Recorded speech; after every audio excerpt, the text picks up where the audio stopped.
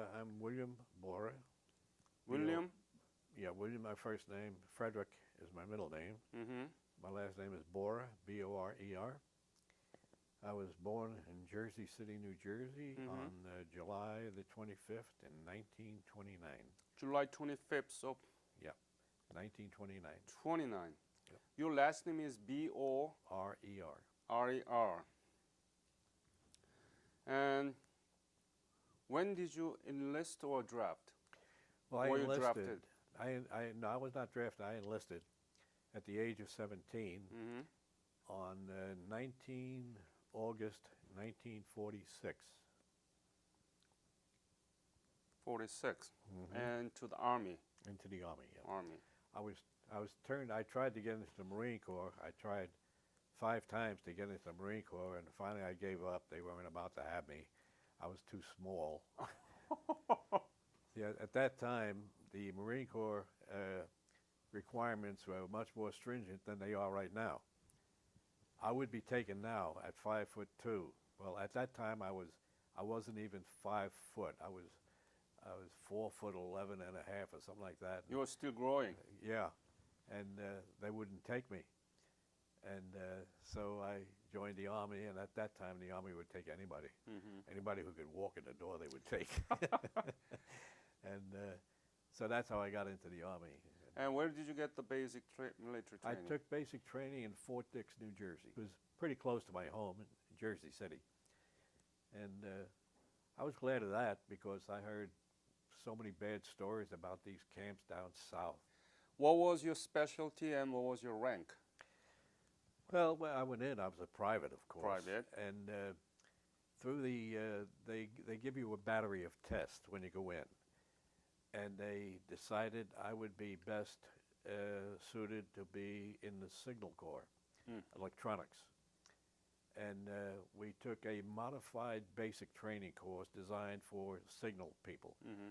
I was supposed to be a pole lineman, Mm. a guy who climbs the poles and strings wires. That's what I was supposed to be. Mm-hmm.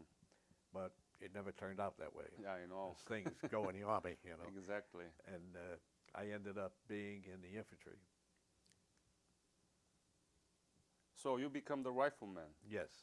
How many shots have you practiced to shot? Oh, you mean rifle fire? Yeah, yeah. Oh, we went on the firing range, and day after day we spent a week on the firing range, and we just fired as much as we wanted, and then then you fire for record, Mm-hmm. and whatever you made on that fire is what you did. I was a pretty good shot. I think I made sharpshooter or something like that. Mm-hmm. So when did you leave for Korea? Well, I left for Korea the first time. I've been to Korea many times. The first time was in September or October 1946. Oh, yeah, right. You told me about it. And it was a very shocking experience. Why? Oh, the country was so ravaged. I mean, as you well know, the Japanese had occupied the country for several decades. 35 years. So yeah. So and when the Japanese at the end of World War II when they left nothing in Korea. Everything of value was stolen and taken to Japan. Their forests were cut down and the lumber was sent to Japan. The Japanese, I don't know what nationality you are, well, what your heritage is, but the Japanese ravaged that country. Yeah. And it was a shame. I felt so sorry for those people Mm-hmm. that had to live through that. So when did you leave Korea then? Well, I left Korea the first time was in December 1947, Mm-hmm. and I reached San Francisco December the 31st, 1947, New Year's Eve, and they at Camp Stoneman, California, where we were, they gave us all passes, and so we could go to San Francisco to celebrate New Year's Eve. And then when we came back a few days later, we were discharged. We had our choice, either re-enlisting or discharge. And after after spending a year in Korea under such primitive conditions, I mean, my tour duty there was very, very bad. I mean, for the United States Army to be in that situation, it was very bad. I mean, all we did was pull guard duty. We had no supplies. We couldn't get clothing. I had a friend who couldn't perform any duties because they couldn't get a pair of shoes for him. Oh. Yeah, he was a country boy from Georgia or Alabama, something like that, and he had such a big foot. I think he had a size 13 foot. Oh. And they couldn't, in the entire United States Army, they couldn't find a pair of shoes for him. I think he had wire wrapped around his shoes. They were just falling apart. So he was excused from any duties whatsoever. They finally gave him a job in the mess hall. But for food, we didn't have regular food. We had sea rations. That's all for a whole year, that's all we had was sea rations. I was disgraceful. What year are you talking about after you come back from I'm talking Korea? about 1946 and 47. In Korea, you mean? In Korea. Oh. Camp Site, Korea. It was in Gwangju where we were stationed. And all we didn't do any training. All we did was pull guard duty. We pulled guard duty at campsites for a week, and then we would go to Gwangju for a week, and then we'd go to Sungyeongni for a week. And then we would start all over again. Gwangju, campsite, Sungyeongni. Songjeongni is in Busan, right? No, it's south of Gwangju. When did you go back to Korea? Went back to Korea when the war broke out in June 1950. Do you remember the day? No, not exactly. In fact, End of June, right? it was I say in June. My regiment. I was stationed in Japan at the time, and my regiment was undergoing amphibious maneuvers at Yokosuka Navy Base near Yokohama. And we were woke up one morning about 3 o'clock in the morning. They woke us up, blowing whistles. Everybody get up, pack your bags, pack your bags. We're going back to Beppu. That's where we were stationed. And what are we going to go? Why? No one knew why. So we packed up. They made us a quick breakfast. And then we sat until 9 o'clock that night before the trains came to take us. And during that time, it was about 9 o'clock in the morning when the company commanders were called to battalion headquarters and were briefed. Then they came back, and each company commander got his company assembled, and they told us what was going on. They told us that the North Koreans had attacked South Korea, and that Seoul was in danger of falling, and that we were assigned to go to South Korea for a police action.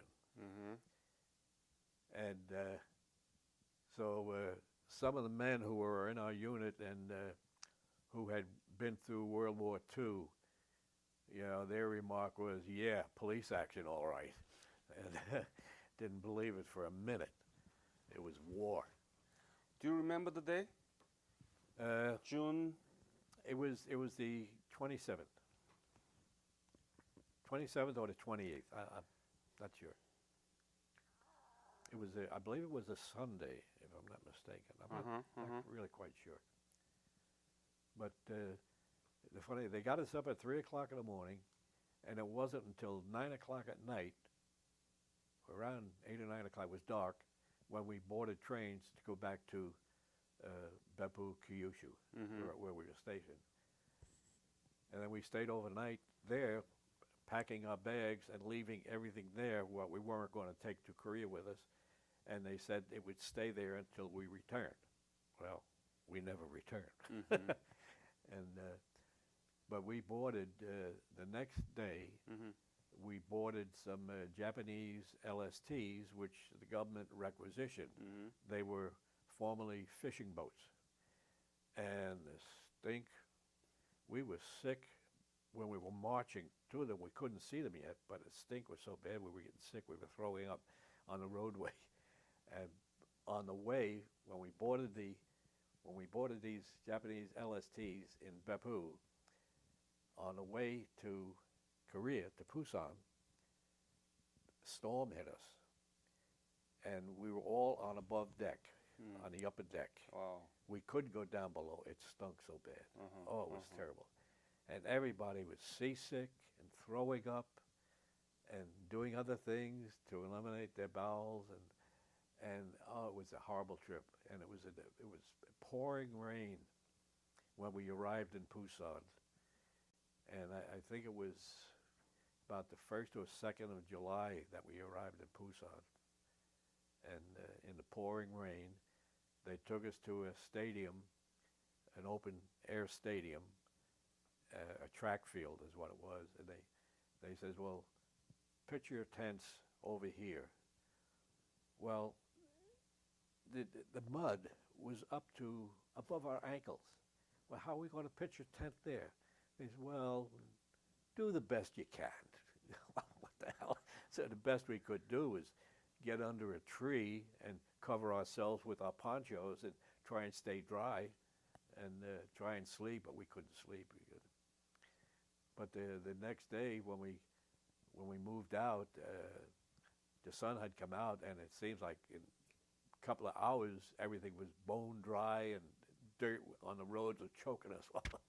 Of course, we were in open trucks going up toward the front, and we were fighting. They explained to us what we were going to do is fight a delaying action to enable the 8th Army, General Walker, to build up a rear area to get more troops. And we were the first ones. They told us that the 1st Cavalry Division would join us, and the 25th Division would join us. But in the meantime, they sent a battalion at a time, piecemeal, up to the front to try and delay the North Koreans and give the generals in the rear time to build up a fighting force. And the way, you put a battalion, what do you got in a battalion? What, about 2,000 people, 2,000 men going up 10 or 12 North Korean divisions, mechanized divisions at that? You're not going to delay them very long. And we didn't delay them, but maybe a day or two. Where did you go up to? Our first action was on the Coom River. What river? Coom, K-U-M. Kumgang, right, yes. Yeah, okay. So that was our first action. And the North Koreans army, we delayed them maybe a day or two. I mean, they just ran right through us. One of the reasons we took our equipment with us from Japan, and the equipment we had in Japan was leftover equipment from World War II. Yep. Very unreliable. In fact, they told us in Japan when we complained about the poor condition of these weapons, they said, well, it's okay for training purposes. Which in Japan, that's what we did, train. And they said, it's fine for that. But it certainly was not good for real warfare. And we just, when we got overrun,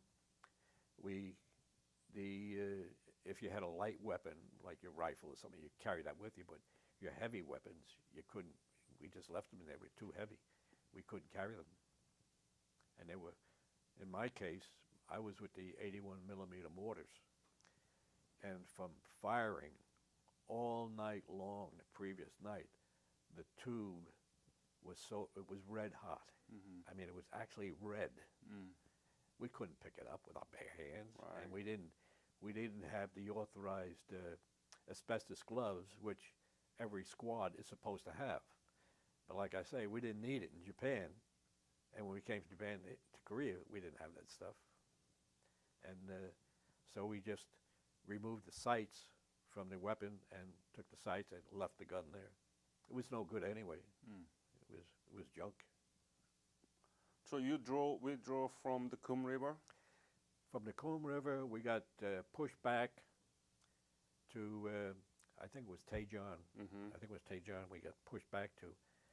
And there were minor skirmishes, you know, in between there.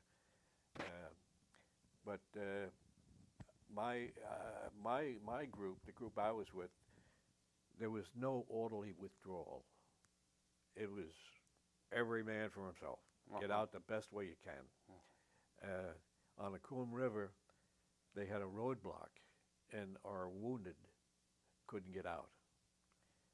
Our wounded stayed at the aid station, and that's where we lost a chaplain, Feltholder. He stayed behind with the wounded. We got out, as many of us as we could. We hand carried some of the wounded. I carried one guy. He was about twice my size, and I was really struggling. Fortunately, he could limp along, and so I helped him along the way. And we got to along the way. We ran into a South Korean patrol, about 5 or 6 South Korean soldiers, and they, between us, you know, I said, "We American." "Oh, me Korean." "Yeah, me South Korean." And you know, split language like that, you know, we could communicate with each other. And I say, "Tejon, this way?" "Oh, no, Tejon, you come with me," you know.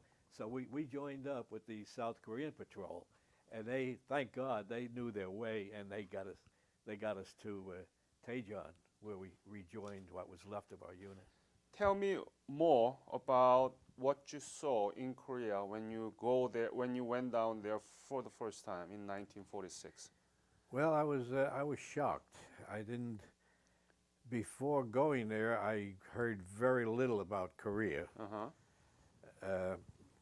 and so I really knew very little about it. I knew that it had been occupied by Japan for several decades, and I knew that they mistreated the Korean people very much, but I didn't know to what extent. To the extent that they treated the South Korean people, I was shocked to see people, you know, so hungry in the streets, in tattered clothing, in rags, and so desperate.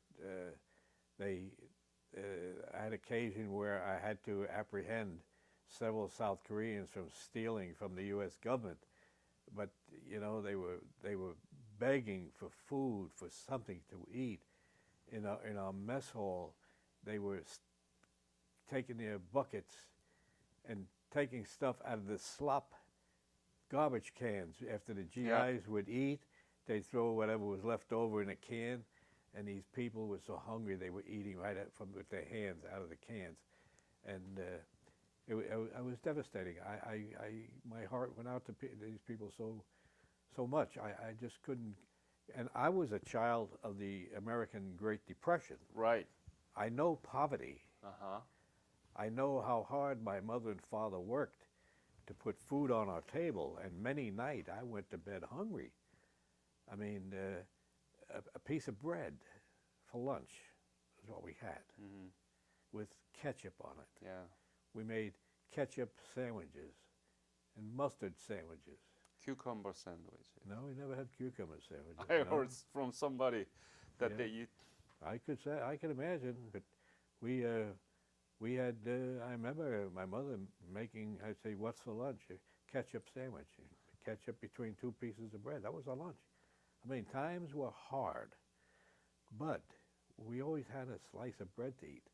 When I saw those people in Korea, you know, digging into the garbage with their hands and eating it, it was. I just couldn't. I never could comprehend anything that bad until I saw that. And the American government, I fault Harry Truman. I didn't like him. I never liked him. But when he turned his back on Korea, I was completely against him. I mean, So what do you mean by turning his back? he never gave them any aid. Uh-huh. In that I saw You mean in 1940s? in 1946. Yeah, They gave nothing that I could see. And the Korean government had what they called the Korean Constabulary. Mm-hmm. It was based on an army, you know. I guess it was the nucleus of the South Korean army, but they call it constabulary. Yeah. They had no weapons. They had captured. We gave them the weapons we captured from Japan, the old bolt-action rifles, which were useless, and they had no heavy weapons. They didn't have anything bigger than a 30 caliber machine gun. Mm-hmm. How could they withstand the onslaught from North Korea, who had tanks, artillery, and mechanized infantry? It's no wonder, you know. A lot of people criticized the South Korean army for capitulating like they did when the war began, but they didn't know what I know. I said, well, the South Korean army had nothing to fight with. Mm-hmm. Harry Truman wouldn't give them anything. Harry Truman hated Syngman Rhee. He made no bones about it. Syngman Rhee was the president. Harry Truman made no bones about it. He had a lot of trouble with Syngman Rhee, and he refused to give Syngman Rhee the means to build up a South Korean army.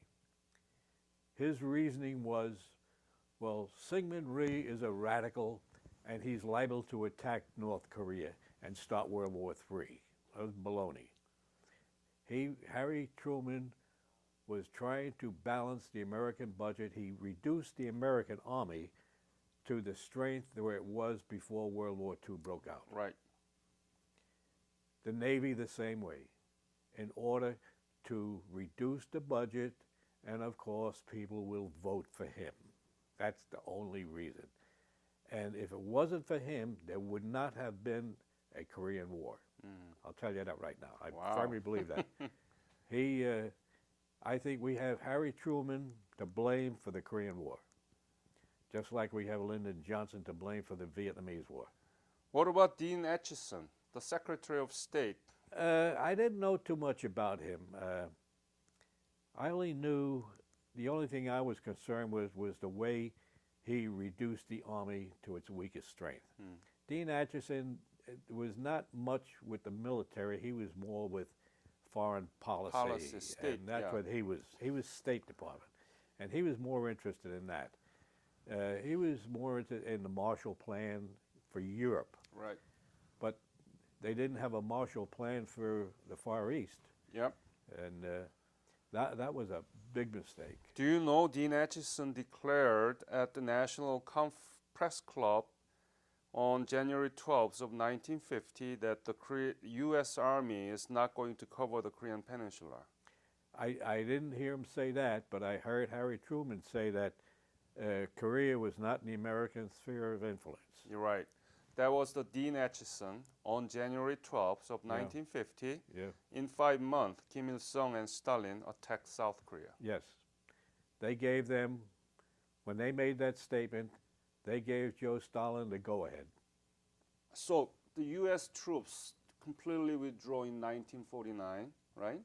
It was 48 or 49. 49, I would yes. say. Yeah. You went back to Korea and arrived in Busan early July of 1950. Yeah, it was the 2nd or 3rd of July. It was the early part of July. And you went to Gum River and then go to Daejeon. Yeah, we got pushed back to Daejeon. Yeah, and then what happened? Well, after Daejeon, we regrouped. We got new equipment because we lost all our heavy weapons and everything. So we got re-equipped. We regrouped, and we did some training on how to withstand a armored attack by the North Korean tanks, and they demonstrated, you know, if we were in a foxhole and a tank was on top of us and started to spin, you know, how to protect ourselves against that. But it wasn't very effective because we didn't have that experience anyway. But we were more or less there to lick our wounds. And we shortly after that, we went back up on the line, and we were, oh, we, I forget now where it was. I forget the name of the town. Yeah. But we were put back up on the front lines again to another delaying action. Yeah.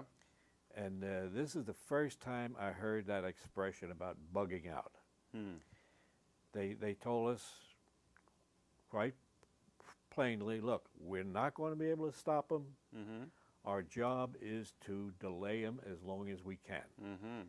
And the plan is, when the word comes Mm-hmm. to bug out, that's when you scatter and just escape as best you can and head towards Tegu. Uh-huh. And so that's what we did. We held them off as long as we can, and we scattered, and that's where I had an argument with my my platoon leader, second lieutenant. I won't mention his name, but I managed to escape, keeping my squad intact. I didn't lose any men this time like I did on the Coombe River. Mm. And my lieutenant was with us. And we came to this one town, and it was quiet, it was at night, and we went to the police station. Where in Daegu or? It was in between? It was in between. Yeah. And my platoon leader, he talked to this chief of police there, who spoke fairly good English, and he said, "Do you have a telephone we could contact the American forces?" Hmm. He said, "Oh yes, I do." And he said, "Would you contact them and tell them to send us trucks to come here and pick us up?" So the police captain said, "Oh yes, I'll do that. Be very happy to do that for you." Yeah. So he came back to us. He says, "Okay, we'll rest here, sleep. There's going to be trucks coming to pick us up." So we, oh great, you know. So then there was a South Korean patrol Uh-huh. that came and joined us, and this was commanded by a South Korean first lieutenant. So we talked and everything, and my platoon leader told this other lieutenant what he had done. He said, "Oh, really?" He says, "Where is this police chief? Take me to him." So they went, and I went along with them. And the South Korean lieutenant started talking to him in Korean, and blah, blah, blah. And they became very excited and then finally this lieutenant just hauled off and pow, bashed him. And then his men were beating him with their rifle butts, and the lieutenant took out his pistol and shot him between the eyes. I was flabbergasted. And my lieutenant says, "What are you doing? What are you doing?" He says, "He's a North Korean. Oh. He's an imposter. He's a communist North Korean." He says he confessed he was bragging that we're surrounded by North Korean army soldiers, and when it comes daylight, they're going to come down and shoot us all to kill us all. He says, "So we got to get ourselves out of here right now." So my lieutenant, he says, "Well, we've got trucks coming, and we're going to wait for them." So the other lieutenant says, "Look, you're a second lieutenant. I'm a first lieutenant. I outrank you." He says, "And I'm ordering you to come with me." So my lieutenant, the jerk, he says, "Well, I'm an American Army officer, and I'm taking care of my men, and we're staying here, waiting for trucks."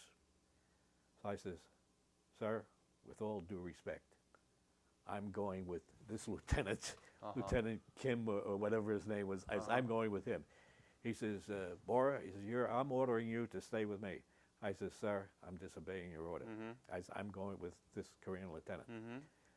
So we started marching away down the road, and of course it was getting daylight, and we wanted to get the hell out of there as fast as we could. And then next thing we know, we turned around, and this lieutenant, my lieutenant, is following us, and we marched. We found our way into Daegu, lieutenant, took us, and he says, we don't go down this road, we go over the mountain. So we took off, we went up a path over the mountain and everything, and he got us into Daegu. Otherwise, we wouldn't be here today. Oh. So that was, When was that? When you arrived in Daegu? Around? the what? When did you arrive in Daegu? Oh, it was about, it was the next day, whatever day, I forgot all the dates, but it was the following date. Where we So got was it during the August or? it was still in July. August. No, I believe this was in August. I believe this was in August, 1950 August. 1950. And then, of course, we had to be regrouped, refitted with equipment and everything. And then they put us in a reserve position. Our battalion was the reserve battalion for the regiment. Mm-hmm. And then we moved from one position to another, you know, backing up whatever was the hottest front. We moved all along. And then we got cut off and surrounded again. And we were, this time we were behind enemy lines, I think, for a good week. We were living off the land. We found a abandoned American advisory group compound. That was they called KMAG, Korean Military Yep, Advisory yep. Group. And we found it, and they must have left in a hurry because there was food there and everything. And we were so hungry, we started eating everything, which we shouldn't have done because it was bad. And when we got, it was a place beyond Daegu, south of Daegu. I can't think of the name, Mm-hmm. but we got lost again, and we came upon a small compound where there was an American motor pool where they had a lot of trucks. And I was feeling very bad.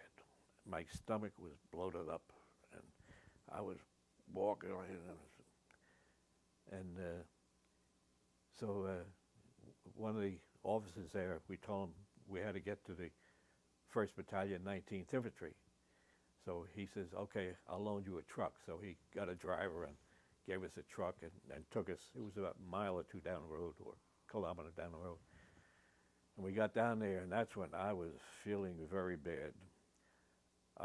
When they opened up the tailgate, I jumped down, and the pain was so extreme that I just couldn't get up. So a couple of guys carried me to the aid station, and my stomach was blown up like this. Oh boy. And they opened up my trousers, and my testicles were like that, like a melon, swollen like that. So they medically evacuated me out to Japan. And the doctor told me, he says, I asked him, he says, oh, you ate something that didn't agree with you. Apparently. So they fed me different drugs and everything, and finally things became normal.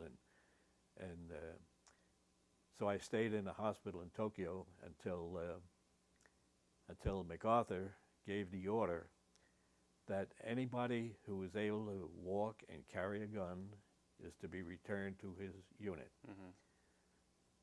So then that's when they discharged me from the hospital, because I was pretty well in shape anyway.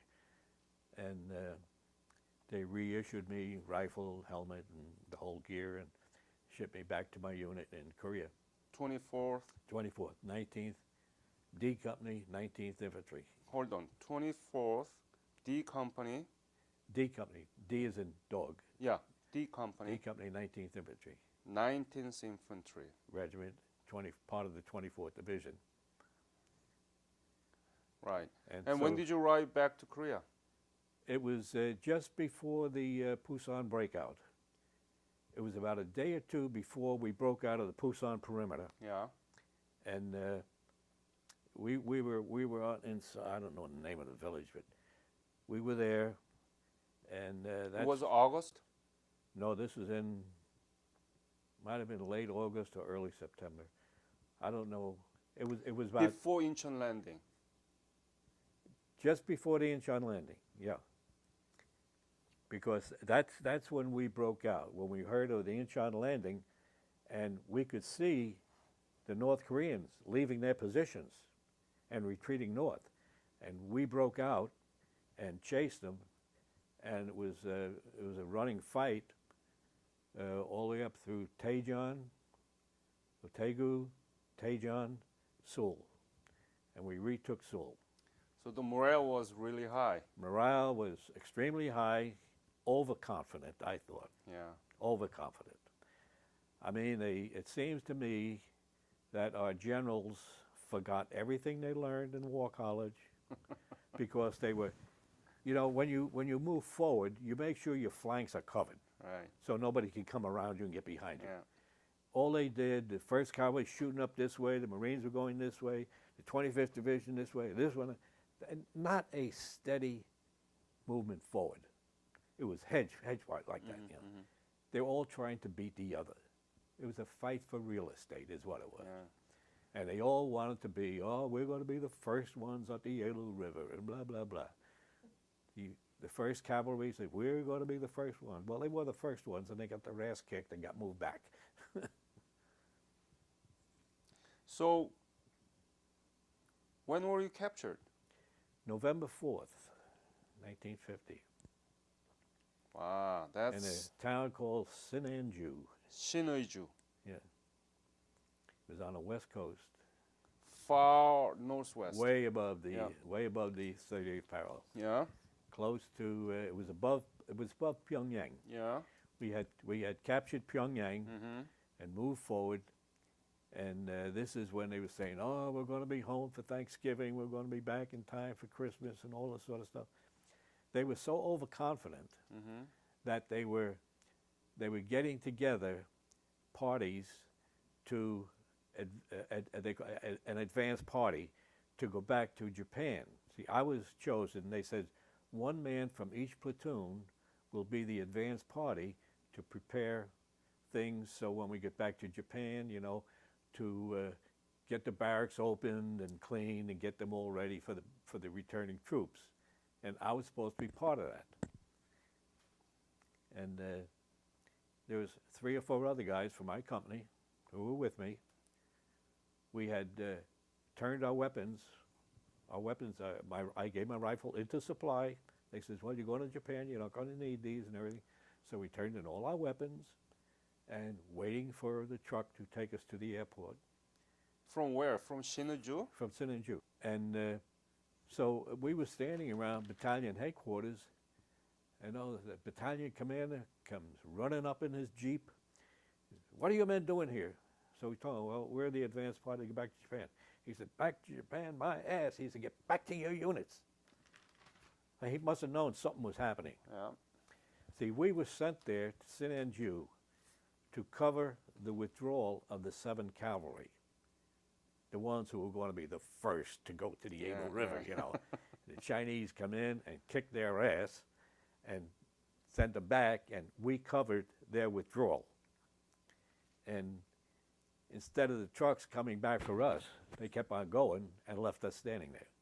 And we got caught by the North Korean and Chinese, a And- combined force. And so we got caught.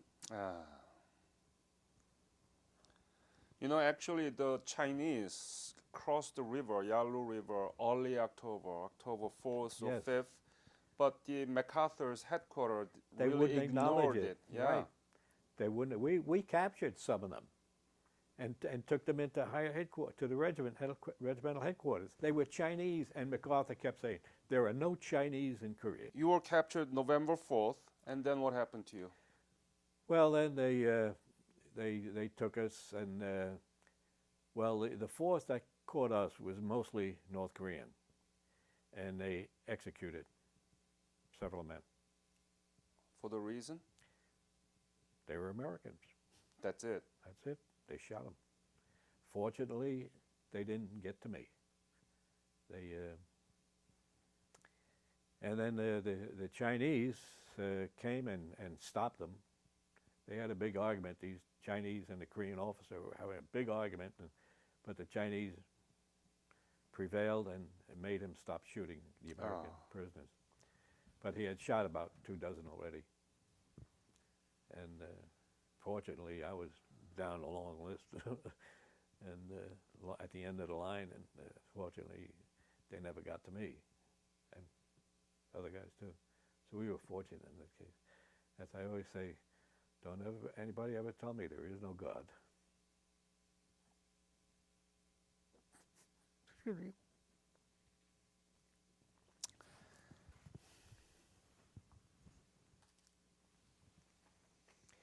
And then the next thing I knew, they took my shoes, my boots, because I had small feet. They had no shoes. Right. So they took mine. And other guys who were small like me, you know, had small feet, they took ours. The big guys who had big feet, they left them alone.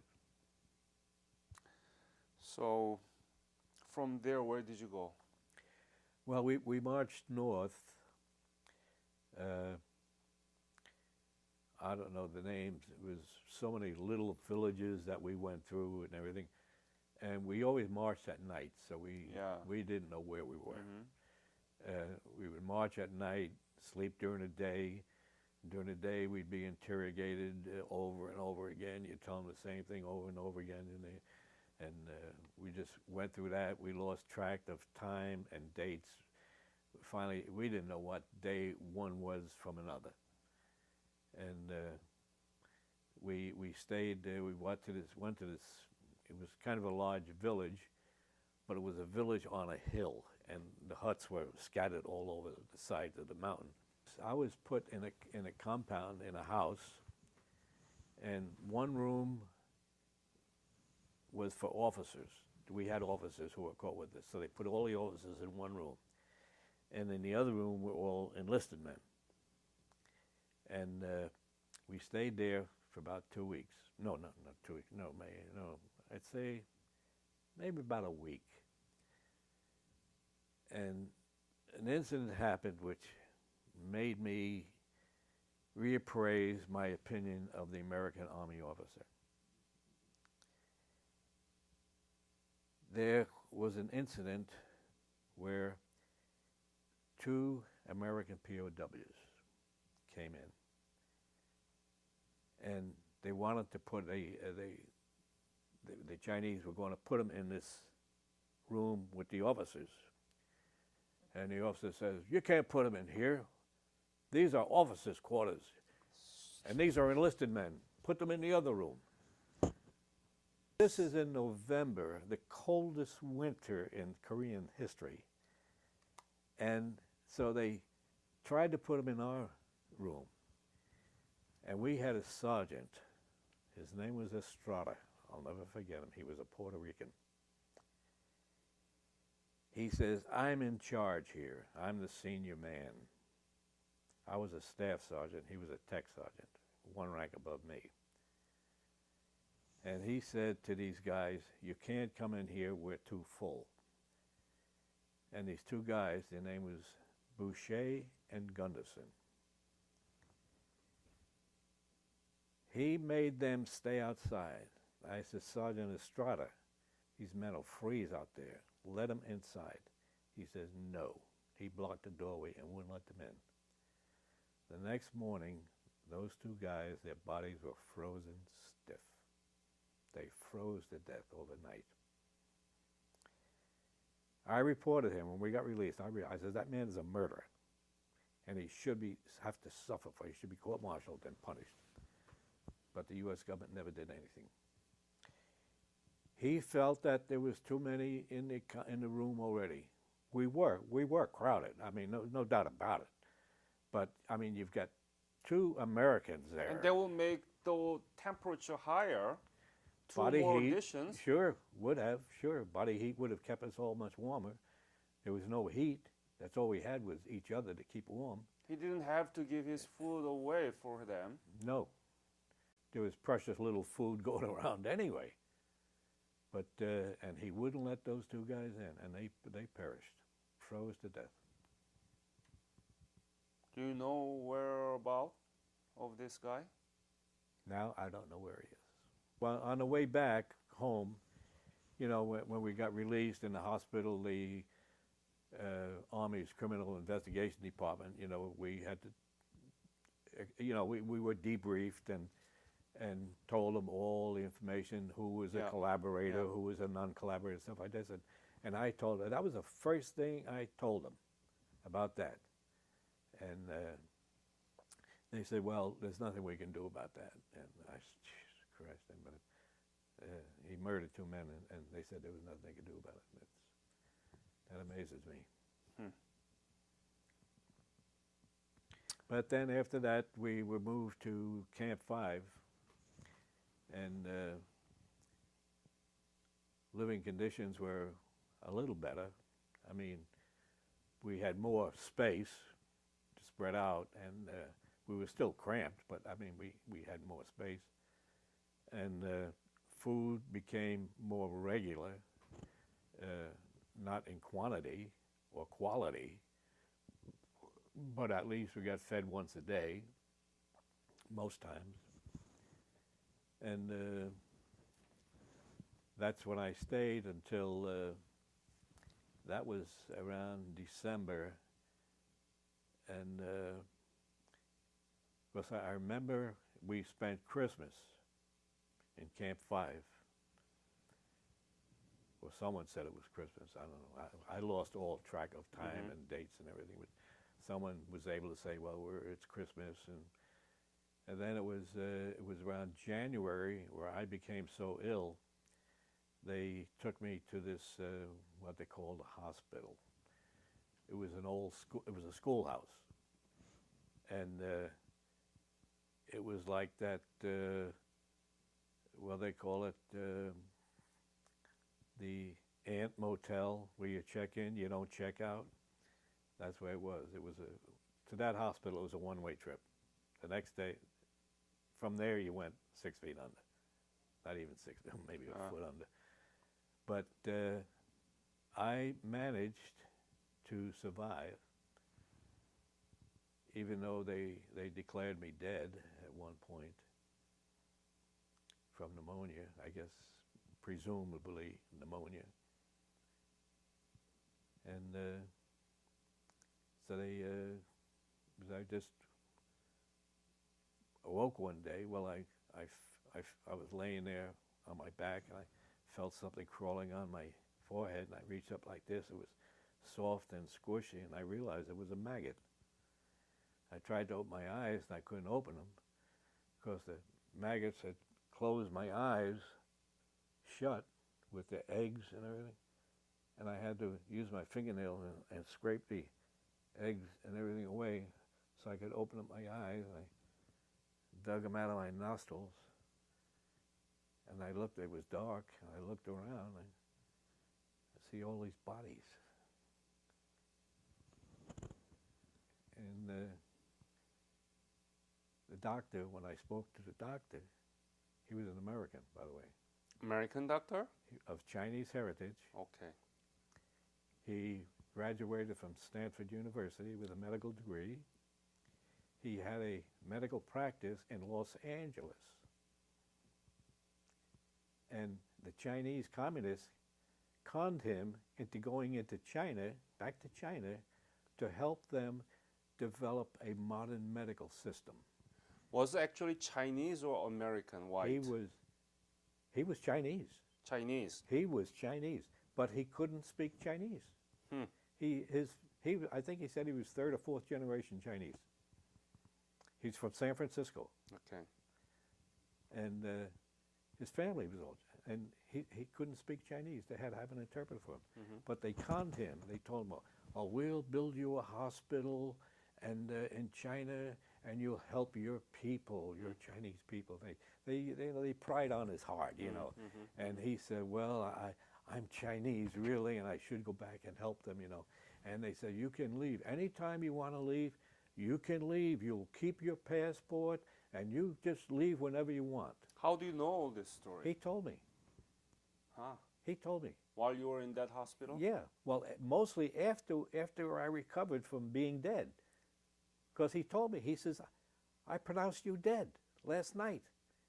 He said, "We were going to bury you, but it got too dark, so we were going to bury you this morning." Nobody, the Chinese, very superstitious. I know. They wouldn't come near me. They thought I was a witch or something. The nurses, So you resurrected according to Chinese. according to China, I was resurrected. The Chinese nurses, they wouldn't come near me. If they saw me coming, they'd run the other way. And I almost got shot by the Chinese guard when I stepped out of the dead hut where the morgue, I guess it was a morgue, and he was so terrified, he goes, he was going to shoot me. And the doctor came out, "Well, stop everything, stop everything." And the nurse, it's funny, the nurse looked at me, she had a pan of water in her hands, she looked at me, she threw the pan of water, ran away. The main thing, my lungs were clear. I was no longer coughing up and spewing up all this green slime. And I was, a couple of days before that, for weeks, I was all gluck would come out of my mouth and everything. And my lungs were full with this slime and everything. And I was clear. He came over to me, he listened. And he says, "I don't hear it." He says, "You're cured." I could walk out the gate where the guards were. The guards would hide behind their cabin, where the guardhouse. They would see me coming, they'd hide. I could walk. One day, when they returned me to the camp, I was the first one to ever return from that hospital alive. Everybody else went the other way. And one day, I saw how the Chinese reacted, and I was just wondering, I'll push the envelope a little way, see how far I could go. And I walked towards the gate, and I saw the two guards. They went behind the gate. They didn't want to get near me. I walked out the gate, and I was walking down the road towards the village. Of course, the villagers didn't know what happened to me. And they started throwing rocks and stones at me. I said, "I better get out of here before I get hurt." So I turned around and come back. But guards didn't stop me from walking out the gate. I just kept right on walking. They were so superstitious, they must have thought I was a witch or something, and they didn't want no part of me. Even the commanders in the camp, when I returned to the units, my old company where I was in camp, they kept far away from me. He didn't force me to go to any lectures, because that was lectures. You know, they were trying to brainwash us, you know. Lectures every day, how bad capitalism was, how bad Truman was, and all stuff. But they never bothered me anymore. When were you released? September 1, 1953. Describe the day. Oh, it was a very bright, sunny day. It was very clear, no rain, no clouds in the sky. We arrived by truck. No, they took us from our camp by truck to a train station. They loaded us on boxcars. They didn't have any guards. They knew we weren't going to go anywhere. So they just sent us down there, and we arrived at this one big gathering place. It wasn't even a camp. There was no barbed wire fences around. It was just one big open area, and they had tents already pitched, big, and there was about 6 or 8 of us to a tent. And food was regular, rice and vegetables and stuff we hadn't seen for years. And every day at around noontime, they would assemble everybody, and they called names, and as your name was called, you got on a truck, and they took you across the bridge into UN territory. So, when you crossed the Panmunjom, what was the first thing that the Americans did for you? Well, the first thing they did, the truck stopped, and a military policeman jumped on the back. He says, okay, you're in UN territory. He says, do not disrobe. Do not throw your Chinese clothing overboard. Don't do this. Don't. He says, stay as you are, and you're going to be taken into a medical facility, and you're going to get fed. You're going to get deloused. You're going to get new clothes, and blah blah blah. But see, the reason why I said that was because we saw the Chinese and North Korean prison out there on the way back. Yep. They were taking off their clothes Yeah. and throwing them in everything, stripping down to their underwear, and some even stripped down naked, to show their hatred of America and all that. Right. So they're throwing all this. So they says the Americans are going to react differently. So that's why he cautioned us first, and then he took us into the village, Panmunjom village there, and so we all debarked, and we went through, and first of all they deloused us, Right, with DDT. DDT, and then we took all our clothes off and threw in a pile, which I guess they burned, and then we went through showers, and nobody wanted to leave. They kept saying, "Come on, come on!" No, I'm not finished yet. I'm not finished yet. So we took a big Hollywood shower, and then we got out, and they gave us uniforms. They took what size, and they gave us uniforms, and they sewed our chevrons on our sleeve, and sergeants and corporals and so on. Then they took us into another room and said, "What would you like?" And I like a big bowl of ice cream, vanilla ice cream. So they brought me a bowl of vanilla ice cream, and then we went to a mess tent. And no, before that, as I was eating the ice cream, lieutenant or captain, so he came over and we were talking, and he says, "You anxious to get home, Sergeant?" And I wasn't really. I said, "Is there any way, instead of going home, I could go back to my unit?" He says, "Why?" See, all this time, the only letters I got was from my crazy sister. She was telling all these lies about my family. And she more or less turned me against them through the mails. What? Yeah, she was telling me my father was beating my mother, my sister was running around with some guy who beat her up all the time. Her husband was beating her and cheating on her, running around with other women, and she was telling me all these kinds of things. And later on, now I'm thinking about it, this is she was the only one whose letters I got. I never got any letters from anybody else. And I'm thinking back, this was psychology. This is the Chinese working on me. You've been to Korea twice. Have you been back to Korea after that? Yeah, When did you go? in 1966. Why? I had 1 year to go for my 20 years in the Army to retire, and I didn't know, I wasn't really sure whether I wanted to retire or not. Uh-huh.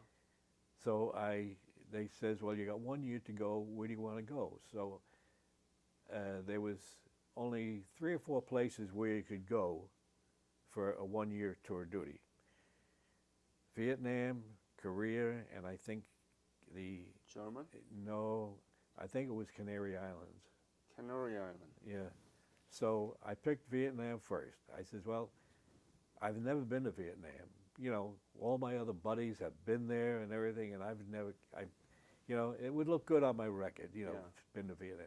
But they came back and they said, well, there's no need for a master sergeant in your MOS, your specialty, there.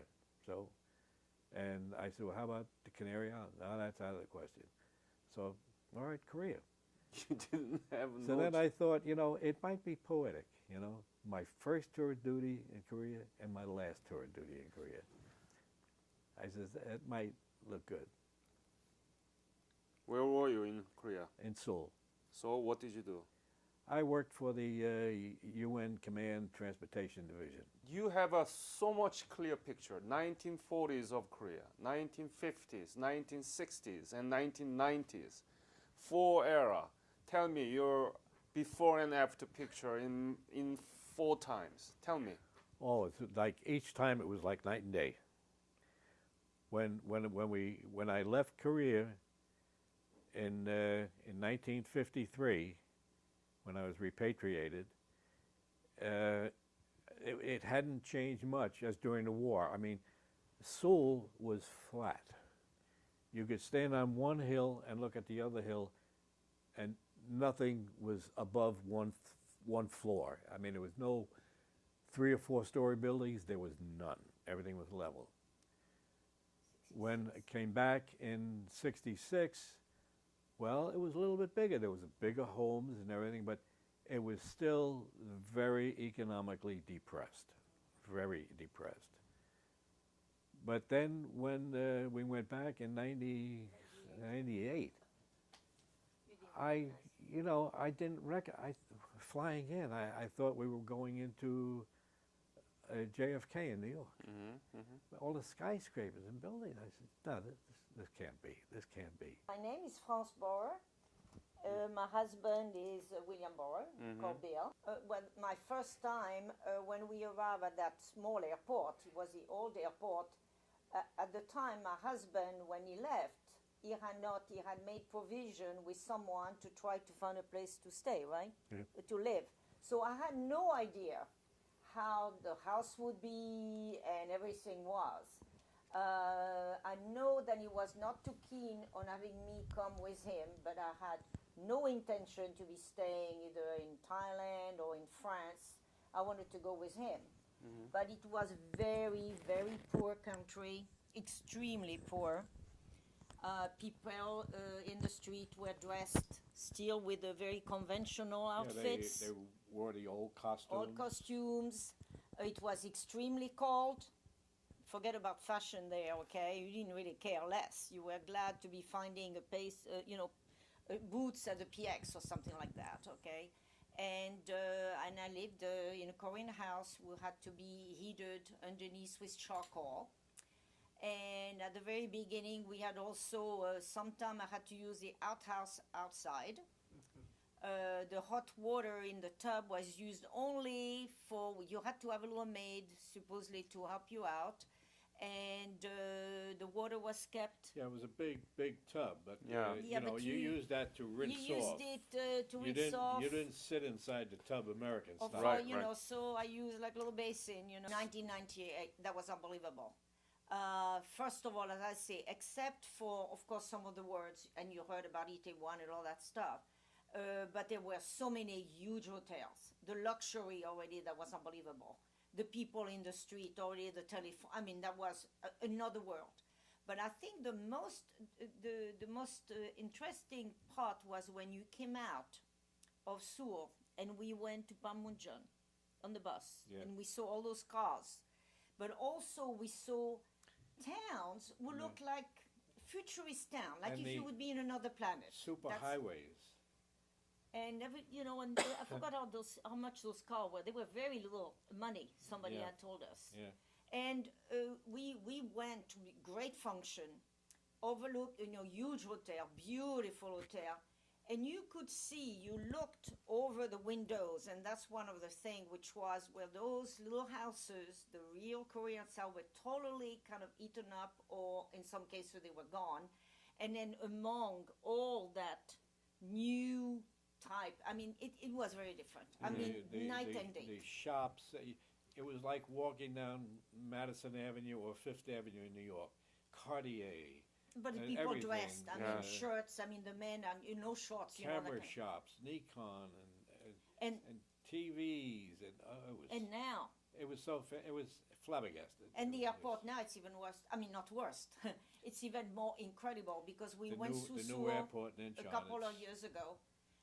You have Hermes, Vuitton, luxury, and I'm sure the hotel must be very luxurious. The life is totally, it's a different place. It's totally a different place. We were able to pull that out because you fought for us, okay? And as a kind of last question, what is Korea to you?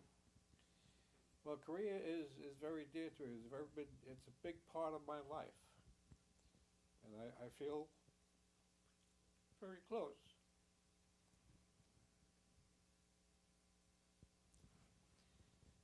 was I grew up privately, you might say, in Korea, and I feel very attached to Korea. My back, all the time I spent there with the Korean people, and I feel very close to the Korean. On behalf of Korean nation, I want to thank you for your fight, your awful sufferings in the camp. But now the U.S. and Korea is the strongest ally, Yes. and we never forget what you did for us. Thank you.